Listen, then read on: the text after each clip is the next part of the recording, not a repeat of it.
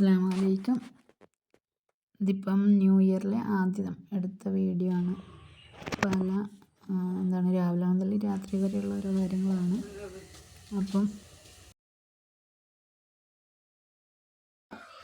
അപ്പോൾ ഈ ദോശ ഉണ്ടാക്കാൻ ഞാൻ ഒരു അര ഗ്ലാസ് പച്ചരി വെള്ളത്തിലിട്ടിട്ടുണ്ടായിരുന്നു.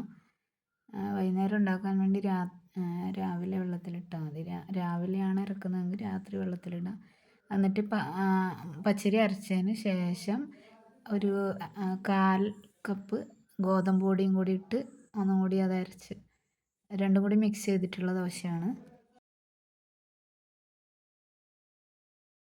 എൻ്റെ ദോശക്കല്ല് ഇല്ല, അപ്പം അല്ലെങ്കിൽ ഞാൻ ഉമ്മാൻ്റെ കൊണ്ടുവന്നിട്ടാണ് ചുടല്. ഉമ്മാൻ്റെ എടുക്കാൻ പോയില്ല, രാത്രി ആയതുകൊണ്ട്. അതുകൊണ്ട് ഞാൻ എന്ത് ചെയ്തു, ഇങ്ങനത്തെ ഒരു നോൺ സ്റ്റിക്ക് പാനിൽ എനിക്ക് നല്ല വാങ്ങിയ ദോശ നല്ല സൂപ്പറായിട്ട് കിട്ടും. അതുകൊണ്ട് ഞാൻ പിന്നെ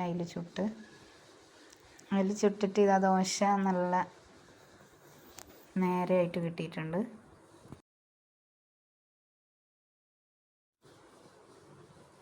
അപ്പം ദോശ ഉരുളക്കിഴങ്ങ് കറിയായിരുന്നു. കിഴങ്ങ് ഞാൻ വെച്ചതെന്ന് വെച്ചാൽ വളരെ പെട്ടെന്ന് വെക്കാൻ പറ്റുന്ന ഒരു കിഴങ്ങ് കറിയാണ്. അത് കിഴങ്ങ് സവാളയൊക്കെ ഇട്ട് പൊടികളൊക്കെ ഇട്ട് 2 വിസിൽ അടുപ്പിച്ചതാണ്.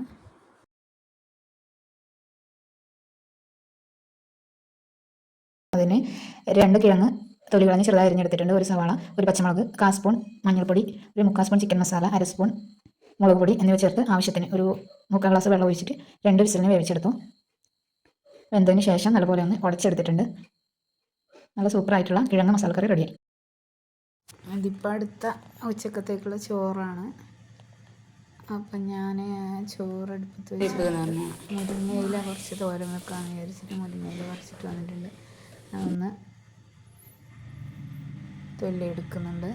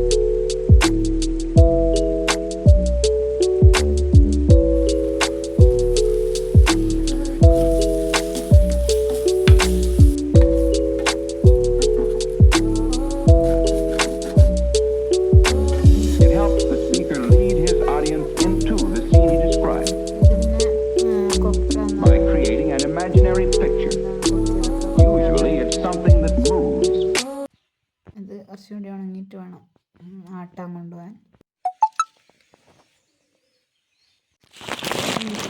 മീൻ കിട്ടിയിട്ടുണ്ടായിരുന്നു. മറ്റേ ചേരു എന്ന് പറയുന്നത്. മണങ്ങ് എന്നാണ് ഇവിടെ പറയുന്നത്. ചേരു പലതരം മീനൊക്കെ ഉള്ള ഒരു മീനാണ്. ഇത് തേങ്ങ അരച്ച് വെച്ചാൽ കുഴപ്പമില്ല, ടേസ്റ്റ് ഉണ്ട്. പിന്നെ പൊരിച്ചാലും നല്ല ക്രിസ്പി ആയിട്ട് പൊരിച്ചെടുക്കണം. ഇതിപ്പോൾ ഞാൻ തേങ്ങ അരച്ച് കറി വെക്കുന്നതാണ്. അപ്പോൾ ഇതിൽ മണങ്ങോണ്ട് മത്തിയുണ്ട്. മണങ്ങ് ഞാൻ പൊരിക്കാമെന്ന് വിചാരിച്ചിട്ട് എടുത്തു. പിന്നെ മത്തി വൈകുന്നേരത്തേക്ക് മുളകിൽ വെക്കണം. അതായത് കപ്പ കിട്ടിയിട്ടുണ്ടായി. അപ്പോൾ കപ്പയും മത്തിക്കറി ആക്കാമെന്ന് വിചാരിച്ച് 2 വെട്ടിയെടുത്തു.